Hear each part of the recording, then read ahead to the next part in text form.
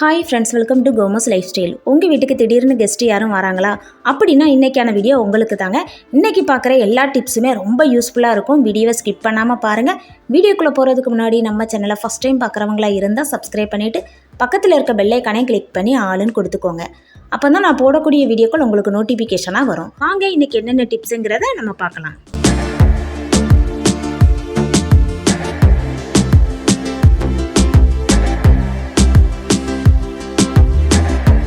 First tip என்னென்னா, நம்ம சாப்பாடு வடிக்கிறதுக்கு கொஞ்சம் லேட் ஆயிடுச்சு அப்படின்னா சாப்பாடு ரொம்ப குழஞ்சி போயிருங்க. அதுவும் கட்டியான மாதிரி ஆயிரும். நமக்கு சாப்பிட்றதுக்கே நல்லாவே இருக்காது. அதேமாதிரி ஒரு சில அரிசியும் பார்த்தீங்க அப்படின்னா நம்ம வடித்து முடிச்சிட்டோம் அப்படின்னா கட்டியாக எல்லா அரிசியும் ஒன்று சேர்ந்த மாதிரி இருக்குங்க. இதுக்கு நம்ம ஒரு அருமையான டிப்பு பார்க்கலாம். அரிசி போட்ட உடனே கொதிக்கும் போது அந்த முறையெல்லாம் தூர எடுத்து ஊற்றிடுங்க. இப்போ நீங்கள் சமைக்கிற எண்ணெய் எந்த எண்ணெயாக இருந்தாலும் ஒரு 4 சொட்டு சேர்த்துக்கோங்க.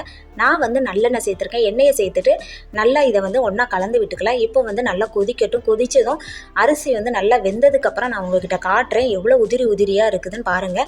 நீங்கள் உங்களோட அரிசி குழையிற அரிசியாக இருந்தால் கூட நீங்கள் இந்த மாதிரி செஞ்சீங்க அப்படின்னா உங்களுக்கு நல்லா உதிரி உதிரியாக இருக்கும். நீங்கள் எவ்வளோ நேரம் வச்சுருந்தாலுமே அந்த சாப்பாடு பார்த்திங்கன்னா ஒன்றோட ஒன்று ஒட்டாமல் ரொம்பவே நல்லா இருக்குங்க. இந்த டிப்பை நீங்கள் ட்ரை பண்ணி பாருங்கள். உங்களுக்கு ரொம்ப யூஸ்ஃபுல்லாக இருக்கும். உங்களோட அரிசி கூட சரியில்லைனா கூட நீங்கள் இந்த டிப்பை ட்ரை பண்ணுங்க. இந்த டிப் உங்களுக்கு ரொம்ப பிடிச்சிருக்கும்னு நினைக்கிறேன். உங்கள் வீட்டுக்கு கெஸ்ட்டு யாரும் திடீர்னு வந்துட்டாங்களா, நீங்கள் அரிசியோ பருப்போ உளுந்தோ எதுவே ஊற வைக்கலை, ஸ்நாக்ஸ் எதுவும் செய்யணும் அப்படின்னு நினைக்கிறீங்களா? அப்போ இந்த மாதிரி செய்யுங்க. ஒரு 2 ஸ்பூன் ஆயில் சேர்த்துருக்கிறேங்க. ஒரு பெரிய வெங்காயம் சின்ன சைஸாக கட் பண்ணி வச்சுருக்கிறேன். இதை வதக்கிக்கலாம். ரொம்பலாம் வதக்கணும் தேவையில்லை, லைட்டாக வதக்கினா போதும். இந்த வெங்காயம் வதக்கிறதுக்காக கொஞ்சமாக உப்பு சேர்த்துக்கலாம். கொஞ்சம் தான் சேர்த்துருக்கேன். இப்போ இதை சேர்த்து நம்ம வதக்கிக்கலாம். ரொம்பலாம் கலர்லாம் சேஞ்ச் ஆகணும் தேவையில்லை. இப்போ ஒரு 1/2 ஸ்பூன் இஞ்சி பூண்டு பேஸ்ட்டு சேர்த்துக்கிறேன். இப்போ இஞ்சி பூண்டு பேஸ்ட்டோட பச்சை வாசனை போகிற அளவுக்கு வதக்கிக்கலாம். இஞ்சி பூண்டோட பச்சை வாசனையும் போயிருச்சுது. 3 உருளைக்கிழங்கு எடுத்து நான் அவிச்சு வச்சுருக்கேங்க. இப்போ இதை நம்ம கையிட்ட நல்லா மசிச்சு இதோட சேர்த்துக்கலாம். உருளைக்கிழங்கு சேர்க்கும்போது நல்லா டேஸ்ட்டாக இருக்கும். உங்களுக்கு வேறு வெஜிடபிள்ஸ் ஏதாச்சும் பிடிக்குதோ அப்படின்னா நீங்கள் அதனாலும் சேர்த்துக்கலாம். இப்போ நான் உருளைக்கிழங்கு மட்டும்தான் இதில் சேர்த்துக்கிறேன். இப்போ இந்த 3 உருளைக்கிழங்கையும் நான் மசிச்சு சேர்த்துட்டேன். இப்போ இதில் 1 ஸ்பூன் மிளகாத்தூள் சேர்த்துக்கிறேன். ஒரு 1/4 டீஸ்பூன் கரம் மசாலா சேர்த்துக்கிறேன். கொஞ்சமாக மஞ்சள் தூள் சேர்த்துக்கிறேன். இப்போ இதெல்லாம் சேர்த்து நம்ம ஒன்றா நல்லா வதக்கி எடுத்துக்கலாம். மசாலாலாம் ஒன்றா செய்கிறத மாதிரி. உருளைக்கிழங்குக்கு தேவையான அளவு உப்பும் சேர்த்துக்கோங்க. வெங்காயம் வதக்கும் போது கொஞ்சம் தான் போட்டோம். எல்லா மசாலாவும் ஒன்றா செய்யணும். நம்ம சீக்கிரமாக செஞ்சிடலாங்க. இது செய்கிறதுக்கு ரொம்பலாம் நேரம் ஆகாது. நம்ம உருளைக்கிழங்கு மட்டும் நம்ம அவிச்சு வச்சுருந்தா போதும். குயிக்காக இதை செஞ்சு முடிச்சிடலாங்க. இப்போ கொஞ்சமாக மல்லி இலை சேர்த்துருக்கேன். அதையும் சேர்த்து வதக்கிட்டு நம்ம அடுப்பு ஆஃப் பண்ணிடலாம். அடுப்பு ஆஃப் பண்ணிவிட்டு இது நல்லா ஆறட்டும். ஆறுனதுக்கப்புறம் இதை உருண்டை பிடிச்சி வச்சுக்கலாம். ஒரு மிக்சிங் பவுல் எடுத்துருக்கேங்க. இதில் 1 கப்பு கடலை மாவு சேர்த்துருக்கிறேன். இப்போ 1 கப்பு கடலை மாவுக்கு 2 ஸ்பூன் அரிசி மாவு சேர்த்துக்கலாம். பச்சரிசி மாவு. நீங்கள் கடையில் வாங்குகிற இடியாப்ப மாவு, புட்டு மாவு அது இருந்தால் கூட சேர்த்துக்கோங்க. 1/4 டீஸ்பூனுக்கும் கம்மியாக சோடா உப்பு சேர்த்துக்கலாம். 1 ஸ்பூன் தனி மிளகாத்தூள் சேர்த்துக்கிறேன். தேவையான அளவு உப்பு சேர்த்துக்கலாம். சேர்த்து ஒன்றா கலந்துட்டு அதுக்கப்புறம் கொஞ்சம் கொஞ்சமாக தண்ணி சேர்த்து நம்ம தோசை மாவு பதத்துக்கு இதை கரைச்சி எடுத்துக்கலாம். நம்ம வீட்டுக்கு கெஸ்ட்டு யாரும் வந்துட்டாங்க அப்படின்னா நீங்கள் டக்குன்னு செஞ்சிடலாங்க. நம்ம பருப்போ அரிசியோ எதுவும் ஊற வச்சு தான் நம்ம ஸ்நாக்ஸு செய்யணும்னு தேவையில்லைங்க. இந்த ஸ்நாக்ஸை செஞ்சு கொடுத்து பாருங்கள். அந்தளவுக்கு டேஸ்ட்டாக இருக்கும். உங்களையே பாராட்டுவாங்கங்க. அந்தளவுக்கு ரொம்பவே நல்லாயிருக்கும். அதேமாதிரி குழந்தைங்க ஸ்கூல் விட்டு வந்துட்டாங்க அப்படின்னா இந்த மாதிரி நீங்கள் செஞ்சு கொடுக்கலாம். அவங்களுக்கும் ரொம்ப பிடிக்கும். இப்போ நல்லா இதை கரைச்சி எடுத்துக்குவோங்க. தோசை மாவு பதத்துக்கு இந்த மாதிரி நான் கரைச்சி எடுத்துட்டேன். இந்த அளவுக்கு இருக்கணும். பாருங்கள், கட்டி எதுவும் இருக்கக்கூடாது. அந்த அளவுக்கு நல்லா கரைச்சி எடுத்தாச்சு. இப்போ இது இருக்கட்டும். நம்ம ரெடி பண்ணி வச்சுருக்க மசாலா ஆறி இருக்கும். இப்போ அதை நம்ம சின்ன சின்ன உருண்டையாக பிடிச்சிக்கலாம். உங்களுக்கு எந்த அளவு வேணுமோ அந்த அளவுக்கு நீங்கள் பிடிச்சிக்கோங்க. உங்களுக்கு வேறு ஏதாச்சும் ஷேப்பில் வேணும் அப்படின்னு நினச்சிங்களா நீங்கள் அந்த மாதிரி கூட பிடிச்சிக்கலாம். நான் இப்படி ரவுண்டாக தான் பிடிக்கிறேன். நான் எல்லா மாவையுமே இந்த மாதிரி ரவுண்டாக நான் உருட்டி எடுத்துக்கிறேன். ரொம்ப டேஸ்ட்டாக இருக்குங்க. குழந்தைங்களுக்கும் ரொம்ப பிடிக்கும். ரொம்ப நல்லாயிருக்கும். நீங்கள் செஞ்சு பாருங்கள். ஒரு வாட்டி செஞ்சீங்க அப்படின்னா உங்கள் வீட்டுக்கு யாரும் வராங்கன்னா கூட நீங்கள் இந்த மாதிரி தான் செய்வீங்க. வடை இதுவை கூட போட மாட்டீங்க. பாருங்கள், இந்த அளவுக்கு நான் எல்லா உருண்டையுமே பிடிச்சிட்டேன்.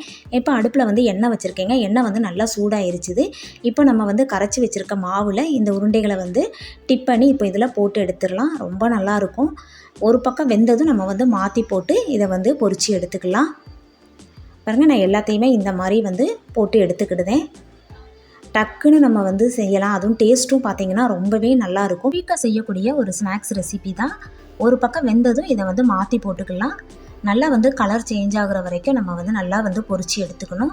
ஒரு பக்கம் வெந்துருச்சு, நான் வந்து மாற்றி போட்டுக்கிறேன். பார்க்குறதுக்கும் பார்த்தீங்கன்னா அவ்வளோ அழகாக இருக்கும். உருளைக்கிழங்கு போண்டா தான் பண்ணுறோம், ரொம்ப ஈஸியாகவே நம்ம வந்து பண்ணுறோம். நல்லா செவந்ததும் நம்ம வந்து இதை வந்து எடுத்துக்கலாம். இப்போ நல்லாவே வந்து செவந்துடுச்சு. நான் ஒரு பிளேட்டுக்கு வந்து மாற்றிக்கிறேன். பாருங்கள், பார்க்குறதுக்கே எவ்வளோ அழகாக இருக்குதுன்னு பாருங்கள்.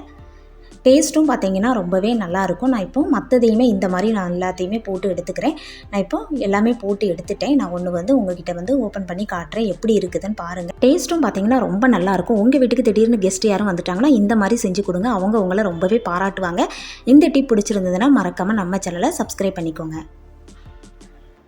அடுத்த டிப்பு வந்து நம்ம வந்து சப்பாத்திலாம் போட்டு ஹாட் பாக்ஸில் அப்படியே வச்சிட்டோம் அப்படின்னா அந்த ஆவி தண்ணி பார்த்தீங்க அப்படின்னா சப்பாத்தி எல்லாமே அப்படி பட்டு ஒரு மாதிரி சப்பாத்தியே பார்த்தீங்கன்னா அப்படி தண்ணி வெடிஞ்சு போய் வெள்ளையாக இருக்கிற மாதிரி இருக்கும். நமக்கு சாப்பிட்றதுக்கும் நல்லா இருக்காதுங்க. இதுக்கு இந்த மாதிரி ஸ்டாண்டு இருந்தால் எடுத்துக்கோங்க. எனக்கு வந்து ஸ்டாண்டு வந்து உள்ளே போகலை, அதனால் நான் வந்து ஒரு சின்ன பிளேட் எடுத்துக்கிறேன். இல்லைன்னா நீங்கள் கிண்ணனாலும் எடுத்துக்கோங்க. இப்போ அந்த பிளேட்டுக்கு மேலே ஒரு கர்ச்சிப்போ ஒரு துணியோ எதுவாக இருந்தாலுமே போட்டுக்கோங்க, நல்லா சுத்தமானதாக. இப்போ வந்து நம்ம போட்டு வச்சுருக்க சப்பாத்தியை இதில் வச்சுட்டு இப்படி க்ளோஸ் பண்ணி வச்சுட்டோம் அப்படின்னா ஆவி தண்ணி எல்லாமே இந்த துணியை உறிஞ்சிக்கோங்க. இந்த மாதிரி வச்சுட்டு க்ளோஸ் பண்ணி வச்சுட்டீங்க அப்படின்னா சப்பாத்தி எவ்வளோ நேரம் ஆனாலுமே சாஃப்டாக இருக்கும், நமக்கு சாப்பிட்றதுக்கும் ரொம்ப நல்லா இருக்குங்க. இந்த டிப்பை நீங்கள் ட்ரை பண்ணி பாருங்கள், உங்களுக்கு ரொம்ப யூஸ்ஃபுல்லாக இருக்கும். யூஸ்ஃபுல்லாக இருந்துச்சுன்னா லைக் பண்ணிக்கோங்க. அடுத்த டிப்பு வந்து நம்ம கேரட்லாம் துருவோம்ல, இந்த துருவி பார்த்தீங்க அப்படின்னா பிளேடு வந்து அது மங்கி போயிடுச்சு அப்படின்னா வந்து நமக்கு வந்து இஞ்சியாக இருக்கட்டும் கேரட்டாக இருக்கட்டும் எதுவும் துருவினாலுமே நமக்கு வந்து சரியாக வந்து துருவி தராதுங்க. நம்ம இடிக்கல் இருக்குல்ல, அதோட கல் தான் நான் வந்து எடுத்துருக்கிறேன். இப்போ இதில் வந்து கீழே இருந்து மேலே இந்த மாதிரி நீங்கள் ஒரு 10 வாட்டி நீங்கள் தேய்ச்சி விட்டால் போதுங்க. உங்களோட இந்த கேரட் துருவுதெல்லாம் பார்த்தீங்கன்னா நல்லா ஷார்ப்பாயிரும். நீங்கள் வேறு மற்ற என்ன துருவினாலும் சரிங்க, நீங்கள் ஃபாஸ்ட்டாக வந்து துருவி முடிச்சிருவீங்க. உங்களோட வேலையுமே வந்து நீங்கள் ஈஸியாக முடிச்சிடலாங்க. இந்த மெத்தடை நீங்கள் ட்ரை பண்ணி பாருங்கள், உங்களுக்கு ரொம்பவே யூஸ்ஃபுல்லும். உங்களோட பிளேடு பார்த்தீங்கன்னா நல்லாவே ஷார்ப்பாகிருங்க. இந்த டிப் உங்களுக்கு ரொம்ப யூஸ்ஃபுல்லாக இருந்திருக்கும்னு நினைக்கிறேன். இன்றைக்கி பார்த்த எல்லா டிப்ஸுமே உங்களுக்கு வந்து ரொம்ப பிடிச்சிருக்கும்னு நினைக்கிறேன். இன்றைக்கி பார்த்த டிப்ஸில் உங்களுக்கு எந்த டிப்ஸ் ரொம்ப பிடிச்சிருக்குது அப்படிங்கிறத மறக்காமல் கீழே கமெண்டில் சொல்லுங்கள். இன்றைக்கி பார்த்த டிப்ஸ் எல்லாமே உங்களுக்கு ரொம்ப யூஸ்ஃபுல்லாக இருந்திருக்கும்னு நினைக்கிறேன். அப்படி யூஸ்ஃபுல்லாக இருந்துச்சு அப்படின்னா லைக் பண்ணுங்கள், உங்கள் ஃப்ரெண்ட்ஸ் அண்ட் ஃபேமிலிக்கு ஷேர் பண்ணுங்கள், மறக்காமல் சப்ஸ்கிரைப் பண்ணுங்கள். பக்கத்தில் இருக்க பெல் ஐக்கானை கிளிக் பண்ணி ஆளுன்னு கொடுத்துக்கோங்க. அப்போ தான் நான் போடக்கூடிய வீடியோக்கள் உங்களுக்கு நோட்டிஃபிகேஷனாக வரும். தேங்க்யூ.